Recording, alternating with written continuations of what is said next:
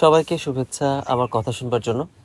আহ, সাত অনেক দিন হয়ে গেছে যে কোনো ফর্মাল ভিডিও করছি না, এবং মজার জিনিস হচ্ছে যে যে কোনো কারণেই হোক না কেন আমার ইউটিউবে এবং ফেসবুকে আমার রিচ কমে গেছে। আমি বুঝতে পারি এই জিনিসগুলো কেন হয়, এবং ফেসবুকের অ্যালগোরিদম ছাড়াও যে একটা ইন্টারেস্ট থাকে বাংলাদেশের অথরিটির যে এই ধরনের আলাপগুলো রিচ কমিয়ে দেয়া, সেটা আমি ফেস করছি। তবে আমি সেটা নিয়ে খুব একটা বেশি চিন্তিত নই, কারণ আমি জানি যে যারা আমার শ্রোতা আছেন তাদের প্রয়োজনে তারা আমাকে খুঁজে নেবেন এবং তারা আমার কথা শুনবেন। তো আমি ইউজুয়ালি এই আমাকে ফলো দেন, লাইক করেন বা আমার ভিডিও রিচ বাড়ান এই আলাপে যাব না। সময় যখন প্রয়োজন হবে তখন সময় আমাকে নিজেই খুঁজে নিবে। আমার জায়গাটা হচ্ছে কথা বলা, এবং কথা বলবো আমি সেই জায়গাতে। আজকের মূল বিষয়ে একটু আলাপ করি। আমি আমার ব্যক্তিগত জীবনে তথাগত দর্শন অনেক বেশি ফলো করি, এবং সেই জায়গা থেকে আহ, অনেকে আমাকে অনেক বিষয়ে কথা বলার জন্য বলেন, কিন্তু আমি সব বিষয়ে আসলে খুব একটা বেশি কথা বলতে চাই না। কারণ আমার কাছে তথাগত এই কথাটা আসলে অনেক বেশি সত্য মনে হয় যে সব বিষয়ে মতামত দেয়া ব্যক্তিরা হচ্ছে যে আসলে একে অপরকে বিরক্ত করে চলেছে। সো সব বিষয়ে আসলে মতামত দিতে চাই না।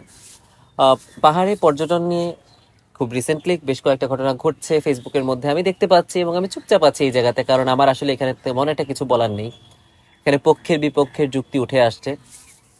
এই যে মিথস্ক্রিয়াটা হচ্ছে, এই মিথস্ক্রিয়াটা হওয়া ভালো, এই আলোচনাগুলো হওয়া ভালো। এবং এইখানে আমার খুব একটা বেশি কিছু বলার নেই, কারণ হচ্ছে যে এইখানে আসলে অথরিটির দ্বারা হচ্ছে না। যেহেতু আদিবাসী জনগোষ্ঠী নিজেরাই হচ্ছে যে নিজেদের কথাটা বলতে পারছে, সেখানে আর আমার আলাদা করে বলার কোনো কিছু নেই।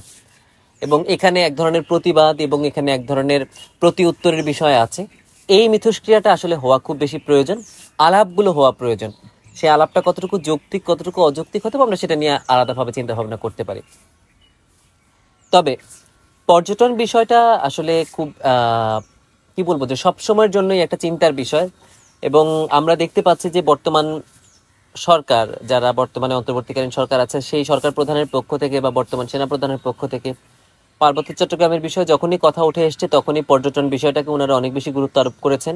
আমি সাধুবাদ জানাই। হয়তোবা পার্বত্য চট্টগ্রামের সার্বিক অর্থনৈতিক উন্নয়নের জন্য এই পর্যটনটাকে গুরুত্ব দিয়ে আমাদের সামনের দিকে এগিয়ে যাওয়া উচিত। পর্যটনের বিরোধী আমি নই, এবং পর্যটন হওয়াটা খারাপ কোনো কিছু নয়। বাংলাদেশ খুব ছোট একটা দেশ, সেই জায়গাতে খুব কম জায়গায় আছে যেখানে আসলে আপনি মনোরম দৃশ্য খুঁজে পাবেন। সেই মনোরম দৃশ্য যে জায়গাগুলোতে আছে, সেই জায়গাগুলো হয় খুব মার্জিনালাইজড মানুষদের দ্বারা ম্যানেজ করা হয়, অথবা বাংলাদেশের আদিবাসী মানুষদের দ্বারা ম্যানেজ করা হয়। মূল বাঙালি যে জাতিগোষ্ঠী মূলধারা, তাদের আওতাভুক্ত এলাকাগুলোতে পর্যটন বলতে আর কোনো কিছু অবশিষ্ট নেই। তার সবচেয়ে বড় কারণ হচ্ছে আমাদের সব স্বভাব হচ্ছে খাই খাই, সবকিছু খেয়ে ফেলি, সবকিছু দিয়ে উন্নয়ন করে ফেলি। তো পার্বত্য চট্টগ্রাম হচ্ছে তেমন একটা এলাকা যে এলাকার মধ্যে আসলে উন্নয়নের চাইতেও প্রাকৃতিক নৈসর্গকে, প্রাকৃতিক সৌন্দর্যকে খুব বেশি গুরুত্ব প্রদান করা হয়। কিন্তু দেখা যাচ্ছে পর্যটনের নাম যখন নেওয়া হচ্ছে, পর্যটনের আলাপ যখন করা হচ্ছে, তখন কোনো না কোনোভাবে আমরা সেই আলাপটাকে নিয়ে উন্নয়নের সুতোর সাথে বেঁধে দেওয়ার চেষ্টা করছি। যেমন ধরেন আপনাদের ভালো রাস্তা লাগবে, ভালো যোগাযোগ ব্যবস্থা লাগবে, ফ্যাসিলিটিস লাগবে ঢাকা শহরের মতো, এরকম চিন্তা ভাবনা পার্বত্য চট্টগ্রামে এসে আপনারা করে থাকেন। তারই ধারাবাহিকতায় আমরা দেখতে পাচ্ছি যে অনেক রাস্তাঘাট তৈরি করা হচ্ছে, সীমান্ত সড়ক নির্মাণ করা হচ্ছে সেনাবাহিনীর পক্ষ থেকে। এগুলোও আসলে পর্যটনের মধ্যে পড়ে কিনা এটা নিয়ে আমাদের একটু চিন্তা ভাবনা করা প্রয়োজন। আমি যদি পার্বত্য চট্টগ্রামই বাদ দিই না কেন, আমরা সুন্দরবনেই যদি আমরা চিন্তা করি, বা এখন সেন্ট মার্টিনের কথা চিন্তা করেন, তো পর্যটনের জন্য কি আসলে সেখানকার যে স্থানীয় পরিবেশ আছে সেটাকে আসলে বিপন্ন করে ফেলার কোনো চিন্তা ভাবনা আমরা করছি? পর্যটন মানে কি আমরা সেই জায়গাটাকে সম্পূর্ণ পরিবর্তন করে ফেলবো, নাকি জিনিসটা কেন ভালো লাগলো আমার, যে আমার প্রত্যহিক জীবনের যে পরিবেশ আছে সেই পরিবেশ থেকে এই পরিবেশটা আলাদা, বিধায় তো এটা পর্যটনের জায়গা, তাই না? তো এই যে উন্নয়নের নামে আমরা যে সবকিছু পরিবর্তন করে ফেলতে চাই, সেটা কতটুকু যৌক্তিক এটা আমাদের একটু চিন্তা ভাবনা করা খুব বেশি প্রয়োজন। পাশাপাশি আরেকটা বিষয় হচ্ছে আহ ওনারশিপের বিষয়টা, এটা নিয়ে আমি আগেও কথা বলেছি। পর্যটন বা বাংলাদেশে যে কোনো কিছুতে পুঁজিবাদ এমন একটা মানে পরিস্থিতি তৈরি করেছে যে সবকিছুর মধ্যেই হচ্ছে যে সম্পদশালী ব্যক্তিদের সব ধরনের ক্ষমতা থাকবে। যারা সম্পদশালী নয়, যাদের সেভাবে অর্থবিত্ত নেই, সেই মানুষগুলো আসলে উন্নয়ন বা তাদের এই যে পর্যটন কেন্দ্রিক যে ধরনের কি বলবো যে ইনকাম বা ইনকাম জেনারেটিং সোর্সগুলো আছে সেগুলোতে অংশগ্রহণ করতে পারে না। এখন পর্যটনগুলোকে খুব বেশি এক্সপেন্সিভ করা হচ্ছে। এই এক্সপেন্সিভ করতে গিয়ে রিসোর্ট কেন্দ্রিক পর্যটনের ব্যবস্থা করা হচ্ছে, যেটা আসলে স্থানীয় আদিবাসী জনগোষ্ঠী বা অর্থনৈতিকভাবে দুর্বল আদি বাঙালি জনগোষ্ঠী যারা এখানকার পার্বত্য চট্টগ্রাম আছে তাদের পক্ষে এই জায়গাতে আসলে অংশগ্রহণ করা সম্ভব নয়। তাহলে কারা এই পর্যটনগুলোর মালিক হচ্ছে? এই পর্যটনগুলোর মালিক হচ্ছে কতগুলো নন লোকাল পার্সন, যাদের অর্থ আছে, টাকা পয়সা আছে, তারা হচ্ছে, অথবা এক্স আর্মি অফিসিয়ালসরা হচ্ছে এই পর্যটনগুলোর মালিক হচ্ছে। এতে করে ওনারশিপটা লোকাল মানুষের কাছে না থেকে ওনারশিপ চলে যাচ্ছে বাইরের মানুষজনের হাতে। তাতে করে পর্যটন কেন্দ্রিক যে অর্থনৈতিক উন্নয়নের গল্পটা করা হচ্ছে এখানকার স্থানীয় মানুষদের, সেই গল্পটা আসলে বাস্তবে কোনো লক্ষণ দেখা যাচ্ছে না। আপনারা বান্দরবন বলেন, রাঙামাটি বলেন বা খাগড়াছড়ি বলেন, যে পর্যটন কেন্দ্রগুলো গড়ে উঠেছে, এক্সপেন্সিভ যে পর্যটন কেন্দ্রগুলো, এগুলোর মালিকানা কাদের হাতে, এটা আপনারা একটু চিন্তা করে দেখতে পারেন। কিছু কিছু জায়গা গেলে আমরা দেখতে পারি যে আদিবাসী মানুষজন এখানে কাজ করছেন কোন লেভেলে কাজ করছেন? সব একদম রুট লেভেলের বা যে তৃতীয় শ্রেণীর কাজগুলো আছে সেই ধরনের কাজগুলোতে আদিবাসীদেরকে রাখা হচ্ছে, কিন্তু মূল ম্যানেজমেন্ট লেভেলের বা ডিসিশন নেওয়ার লেভেলগুলোতে আদিবাসী মানুষজন থাকছে না। এখন প্রশ্ন উঠে আসতেই পারে যে কেন এখানে ডিসিশন মেকিং লেভেলে আদিবাসী মানুষজন লাগবে, কেন মানে ওইখানে বাইরের একজন মানুষের সমস্যাটা কি? সমস্যাটা হচ্ছে, আপনি যখন আমার একটা পরিবেশের মধ্যে কোনো কিছু গড়ে তুলবেন, কোনো অবকাঠামো গড়ে তুলবেন, এই অবকাঠামো গড়ে তোলার পরবর্তীতে স্থানীয় মানুষজন কি কি ধরনের সমস্যার সম্মুখীন হবে, এটা শিক্ষিত মানুষজনের চাইতে যিনি এখানে স্থায়ীভাবে বসবাস করে তিনি সবচেয়ে ভালো বলতে পারবেন। তার কথাটা যখন শোনা হবে না, তখন এখানে পরিবেশগত এক ধরনের প্রভাব তৈরি হবে। মনে করেন যে আপনি একটা জঙ্গল বেষ্টিত জায়গাতে আপনি একটা রিসোর্ট গড়ে তুলবেন, এখানে একজন আর্কিটেক্ট এসে বা একজন ডিজাইনার এসে, একজন ফান্ডার এসে ফান্ডিং করে এই ধরনের একটা ঘর তৈরি করে ফেলতে পারে, কিন্তু সেই ঘরটা তৈরি করার পরে ওইখানকার আশেপাশের পরিবেশের উপরে কি ধরনের প্রভাব পড়বে সেই সেন্সটা ওনার মধ্যে খুব কম কাজ করবে।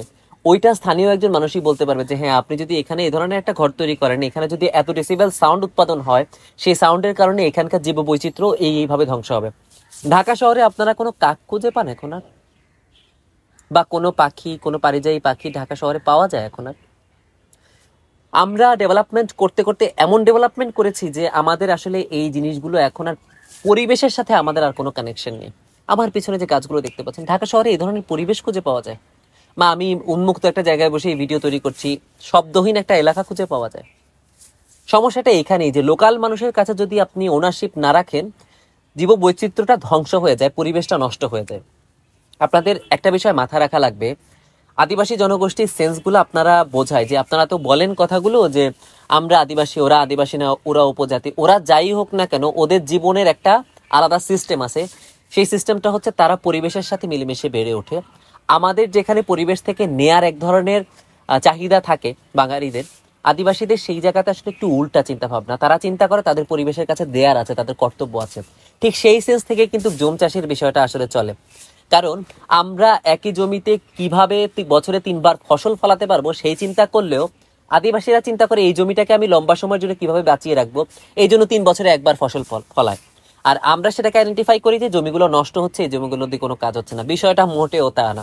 আপনারা আন্তর্জাতিক এখন কৃষি সিস্টেমের দিকে যান, দেখবেন যে তারাও এখন এই প্রসেসের দিকে যাচ্ছে, যে তারাও একই জমিতে বছরে একবারের বেশি দ্বিতীয়বার ফসল ফলানোর চেষ্টা করছে না, বরং অল্টারনেটিভ ওয়ে খুঁজে বের করার চেষ্টা করছে যে কিভাবে প্রতি 2-3 বছর পর পর হচ্ছে যে ওই জমিতে চাষ করা যায়। কারণ জমিটারও এক ধরনের হিলিং প্রসেস থাকা লাগবে, জমিটারও এক ধরনের কি বলে যে মাটির যে গুণাবলী আছে সেটা ফিরে পাওয়ার জন্য সময় লাগবে। এই প্রসেসগুলো আমরা আসলে একদম জানি না। আর শেষ যে বিষয়টা নিয়ে কথা বলার আছে সেটা হচ্ছে স্থানীয় যে পরিবেশ বা সংস্কৃতি আছে। দেখেন, আপনারা পর্যটনের জন্য বা আপনারা ঘোরার জন্য পাহাড়ে আসছেন, সেটা খুবই ভালো কথা। এটা নিয়ে পাহাড়ি মানুষজনের খুব একটা বেশি আপত্তির জায়গা নেই। আপনারা ঘুরেন ফিরেন, ডেফিনেটলি দ্যাটস কমপ্লিটলি ওকে।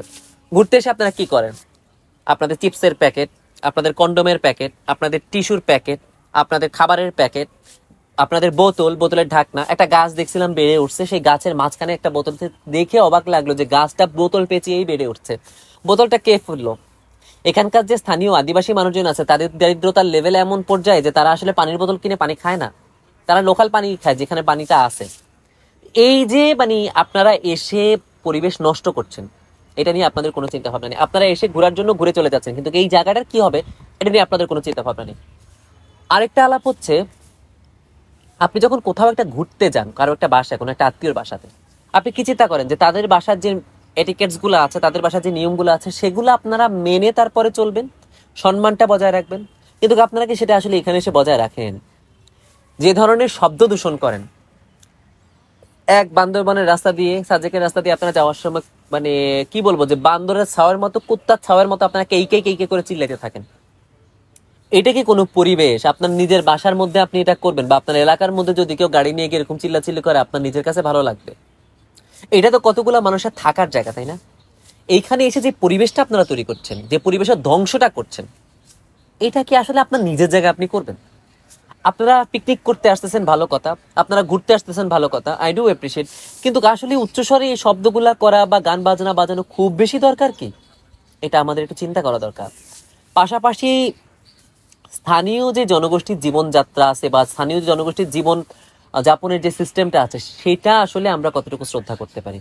আপনারা অনেক কিছু আপনাদের ব্যক্তিগত জীবনে ফলো করেন, আপনাদের ধর্ম, আপনাদের সংস্কৃতি বাঙালিদের একটু আলাদা, আমি বুঝতে পারি, আদিবাসীদেরটাও অনেকটুকু আলাদা। সেই জায়গা থেকে ঝিরি বা নদীর মধ্যে গোসল করাটা খুব নর্মাল একটা বিষয়, কিন্তু সেইখানে আপনার কারো ছবি তোলাটা মোটেও নর্মাল না, মোটেও নর্মাল না, এটা হইতেই পারে না। একজন পর্যটক হিসাবে আমার কাজ হচ্ছে, আমি যখন যাচ্ছি এরকম একটা এরিয়ার পাশ দিয়ে, আমার তখন চোখটা নিচের দিকে নামানো উচিত, আমার তখন দৃষ্টি সংযত করা উচিত, আমার সেই দিকে তাকানো উচিত না। তাদের জীবনযাত্রার মান সম্পর্কে আপনাদের কোনো ধারণা আছে? কতটুকু রাস্তা নেমে তারা এই নদী বা ঝিরিতে এসে পানি নিচ্ছে, গোসল করছে, তাদের দৈনন্দিন কাজ করছে? আপনি যে কুদৃষ্টি দিচ্ছেন, বা আপনি যে খারাপভাবে জিনিসটাকে উপস্থাপন করছেন, আপনার নিজের পরিবার এখানে থাকলেও এই ধরনের সিচুয়েশন ফেস করা লাগতো, আপনার এটা কি মাথায় আছে? কাজেই আপনারা পর্যটন করতে আসছেন, আপনারা শান্তি নেওয়ার জন্য আসছেন। আদিবাসী মানুষজন এই জিনিসগুলোকে খুবই অ্যাপ্রিসিয়েট করে, আমি কখনো দেখি না যে তারা পর্যটনের বিরুদ্ধে, কিন্তু পর্যটনটা ন্যায্য হওয়া লাগবে, এবং আপনি যখন এখানে আসতেছেন, তাদের যে সংস্কৃতি আছে সেটাকে আপনার সম্মান করা লাগবে। আপনি কেয়াংগুলা বা জাদিগুলাকে আপনি হচ্ছে পর্যটনের স্থান বানিয়ে ফেলছেন। আপনার মসজিদ যদি কেউ পর্যটনের স্থান বানায়, আপনার কি মজা লাগবে? মসজিদ কি আসলে ঘোরার জায়গা? তা আপনারা এসে যে এই জাতিগুলোর ঘোরার জায়গা বানায় ফেলতেছেন, তারা প্রতিবাদ করবে না? তাদেরও তো এই ধরনের একটা সম্মান বা তাদের একটা শ্রদ্ধার জায়গা মিলেমিশে আছে এটার সাথে। কেউ যদি আপনার এলাকায় ঘুরতে গিয়ে আপনার মা বোনের কোনো একটা অপ্রীতিকর অবস্থার ছবি বা তাদের ব্যক্তিগত জীবনের ছবি যদি কেউ হঠাৎ করে তুলে ফেলে, আপনার কি মজা লাগবে এটা? তাদেরও তো মজা লাগে না এই জিনিসটা। আপনি আপনার নিজেকেই তাদের জায়গাতে বসান না, বসায় তারপর চিন্তা করেন কোন কাজটা করা যাবে, কোন কাজটা করা যাবে না। খুব সিম্পল এই জায়গাতে। শুধুমাত্র আপনার সামনে কোনো কিছু আছে বিধায় আপনি ছবি তুলে ফেলতে পারবেন তা নয়, কিন্তু এখানেই হচ্ছে মানুষের সাথে পশুর পার্থক্য। তাহলে আপনি যখন বলতেছেন যে হ্যাঁ এটা আমার সামনে আছে, আমি তো ছবি তুলতেই পারি না, আপনি পারেন না ছবিটা তুলতে। আপনার সাথে একটা মানুষের সাথে পার্থক্যটা কি, আপনার পশুর সাথে আপনার পার্থক্যটা কি? আপনার সেই সেন্সটা বোঝা লাগবে। আপনি যখন দেখছেন তারা তাদের দৈনন্দিন প্রাত্যহিক কাজ করছে, আপনার উচিত তখন দৃষ্টি সংযত করা, আপনার দৃষ্টি সরিয়ে নেওয়া, বা আপনি সে জায়গা থেকে সরে যাওয়া। সেই মুহূর্তে ছবি তোলা মোটেও গ্রহণযোগ্য নয়। আমি অনেক পাহাড়ি ব্লগারকে চিনি, আদি বাঙালি ব্লগারকে চিনি, যারা পাহাড়িদের সাথে মিলেমিশে কাজ করছেন। তাদের কাজগুলো অনেক ভালো, আমি অনেক শ্রদ্ধা করি।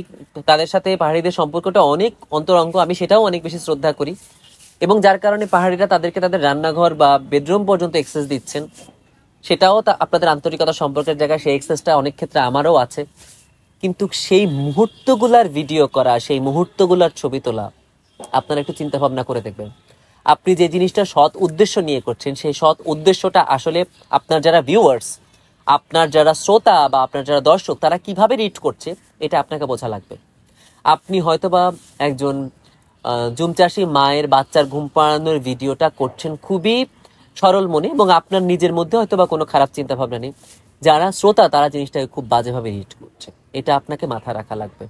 দেখেন, আমরা রেগুলেশন করতে আসছি ঠিক আছে, কিন্তু রাতারাতি সবকিছু পরিবর্তন করে ফেলা যায় না। কিছু পরিবর্তনের জন্য সময় লাগে, কিছু পরিবর্তন সময়ের সাথে আস্তে আস্তে হয়।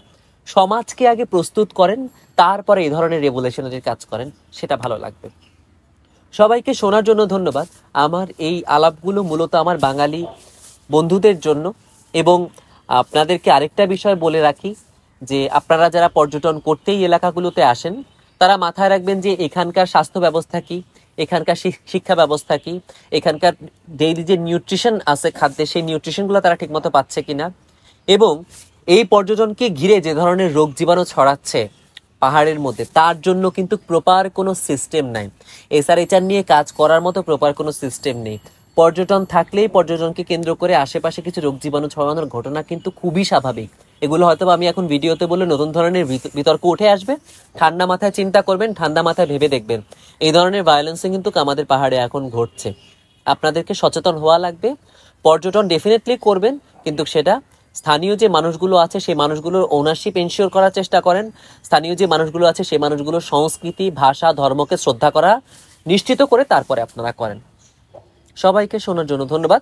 আমার এই ভিডিওটা যদি আপনাদেরকে একটু বুঝতে সহযোগিতা করে তবেই আমার সার্থকতা। ভালো থাকবেন সবাই, দেখা হবে অন্য কোনো ভিডিওতে।